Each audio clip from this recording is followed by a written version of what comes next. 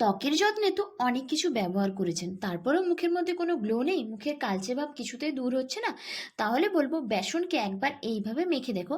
আর তার জন্য বেসনের সঙ্গে আরও কয়েকটা জিনিস মিশিয়ে মাখতে হবে, আর তার সঙ্গে একটু ধৈর্য ও সময় নিয়ে কিন্তু করতে হবে, তাহলেই ত্বকের মধ্যে থাকা এই সমস্যা দ্রুত দূর হবে এবং ত্বক থাকবে ন্যাচারালি অনেক বেশি সুন্দর। তো চলো বন্ধুরা, আর বেশি না কথা বলে ঝটপট করে দেখে নেবে চলো ত্বকের যত্নে বেসনের সঙ্গে আর কোন কোন জিনিসগুলো মিশিয়ে তোমরা ব্যবহার করবে, কিভাবে ব্যবহার করবে, সপ্তাহে কতদিন ব্যবহার করবে, সব কিছুই আজকে আমি ভিডিওতে শেয়ার করে দেবো।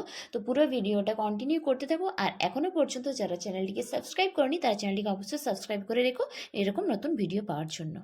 সবার প্রথমে আমি আমার ফেসটাকে খুব ভালোভাবে ক্লিন করে নেব। যে কোনো রেমেডি ব্যবহার করার আগে ফেসটাকে কিন্তু পরিষ্কার রাখা জরুরি।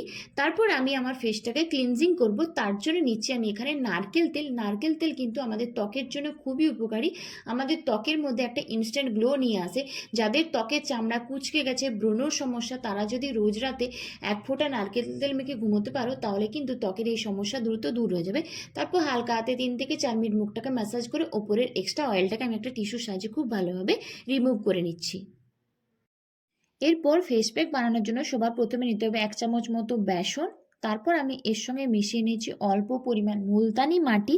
মুলতানি মাটি কিন্তু অয়েলি স্কিনের জন্য খুব ভালো। তারপর আমি এর সঙ্গে মেশাচ্ছি অল্প পরিমাণ হলুদের গুঁড়ো। বাড়িতে যে রান্নায় হলুদ ব্যবহার করা হয় আমি এখানে সেই হলুদটা নিয়েছি। তারপর আমি এখানে মেশাচ্ছি পাতিলেবুর রস। পাতিলেবুর রস কিন্তু তোমাদেরকে এখানে অবশ্যই মেশাতে হবে। পাতিলেবুর রসের মধ্যে থাকে ভিটামিন সি, যা আমাদের ত্বকের রঙকে উজ্জ্বল করতে সাহায্য করে, ত্বকের মধ্যে থাকা যে কোনো ধরনের কালো দাগ ছোপকে কিন্তু খুব সহজে দূর করে দেয়। তারপর এই সবকটা মিশ্রণকে আমি এখানে কাঁচা দুধ দিয়ে খুব ভালোভাবে মিশিয়ে নিচ্ছি। তোমাদের কাছে যদি কাঁচা দুধ না থাকে সেই গরম দুধটাকে তোমরা ঠান্ডা করেও ব্যবহার করতে পারো, আর তার পরিবর্তে তোমরা গোলাপ জলও ব্যবহার করতে পারো। আর সেটাও যদি না থাকে তাহলে সেক্ষেত্রে তোমরা নর্মাল জলও কিন্তু ব্যবহার করতে পারো। তারপর এখানে সবকটা মিশ্রণকে আমি খুব ভালোভাবে মিশিয়ে নিয়েছি। এটাকে তোমাদের সপ্তাহে কদিন ব্যবহার করতে হবে আমি সব কিছুই বলে দেবো, তো পুরো ভিডিওটা দেখতে থাকো। তো আমার এখানে ফেস প্যাকটা রেডি হয়ে গেছে। তোমরা চাইলে এটাকে অনেকটা বেশি পরিমাণে বানিয়ে নিতে পারো। এটাকে কিন্তু তোমরা হাতে, পায়ে এবং গলাতেও ব্যবহার করতে পারো। যে যে জায়গাগুলোতে ট্যান পড়েছে সেই জায়গাতেই তোমরা এটা ব্যবহার করতে পারো।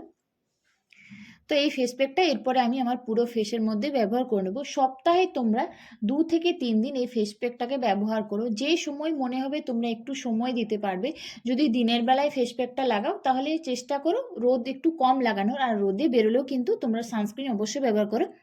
তারপর এটা 15 থেকে 20 মিনিট মুখের মধ্যে রেখে দেবে, একটু মাসাজ করে নেবে হালকা হাতে। তারপর যখন দেখবে এটা শুকনো হয়ে গেছে এটাকে নর্মাল জল দিয়ে তোমরা খুব ভালোভাবে ধুয়ে নেবে। তোমরা এই রেমেডিটাকে রাত্রেও কিন্তু ব্যবহার করতে পারো, এটা ছেলে মেয়ে কিন্তু উভয়ে করতে পারে। আর সব শেষে তোমরা যে কোনো ধরনের একটা ময়শ্চারাইজার কিন্তু অবশ্যই ব্যবহার করো। যদি দিনের বেলায় করে থাকো তাহলে কিন্তু একটা সানস্ক্রিন ব্যবহার করো, রাত্রে হলে একটা ময়শ্চারাইজার। তো এটাই ছিল আজকের একটা ছোট্ট রেমেডি। তো চলো বন্ধুরা, আজকের মতো টাটা।